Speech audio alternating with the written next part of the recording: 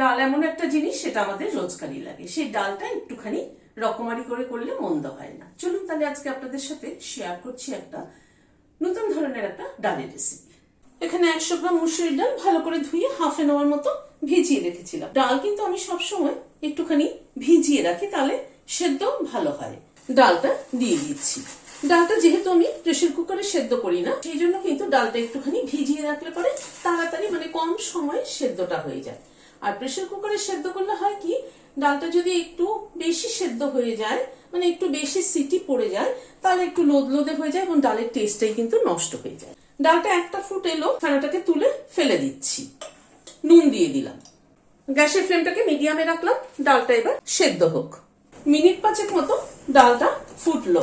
ডালটা হাফ সেদ্ধ হয়েছে, জাস্ট ফাটা ফাটা হয়েছে। একটা কাঁচা লঙ্কা এতে দিয়ে দিলাম। ফ্লেভারটা খুব ভালো হবে। আমরা যেহেতু ঝাল কম খাই, সেই জন্য আমি ডালটা খানিকটা সেদ্ধ হওয়ার পরে কাঁচা লঙ্কাটা দিলাম। আপনারা কিন্তু যারা ঝাল খান, তারা ডালটা যখন সেদ্ধ বসানো হবে তখনই কাঁচা লঙ্কা দিয়ে দেবেন, তাতে ফ্লেভারটা কিন্তু খুব ভালো হবে।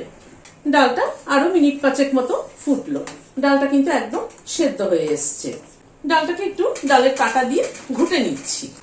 মুসুরির ডাল কিন্তু পাতলা মুসুরির ডাল, সেটা কিন্তু একটুখানি যদি প্লেন হয় তাহলে খেতে বেশি ভালো লাগে, সেটা আমার মনে হয় আর কি। কিন্তু ডালটা যদি সেদ্ধ না হয় বা প্লেন না হয়, তাহলে কিন্তু পাতলা মুসুরির ডাল খেতে কিন্তু একদমই ভালো লাগে না। ডালটাকে ঘুটে নিলাম।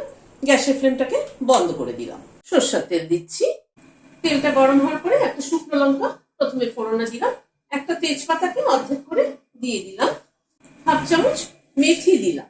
গ্যাসের ফ্লেমটাকে কম করে ভালো করে ফোড়নটাকে ক্র্যাক করিয়ে নেব, যাতে মেথির গন্ধটা ভালোভাবে আসে। মুসুরির ডালে মেথি ফোড়ন দারুণ লাগে কিন্তু। ফোড়নটাকে একটু ক্র্যাক করিয়ে নিলাম। ফোড়নটা থেকে দারুণ একটা সুগন্ধ বেরোচ্ছে। এবার ডালটা ঢেলে দিলাম। হলুদ দিয়ে দিলাম।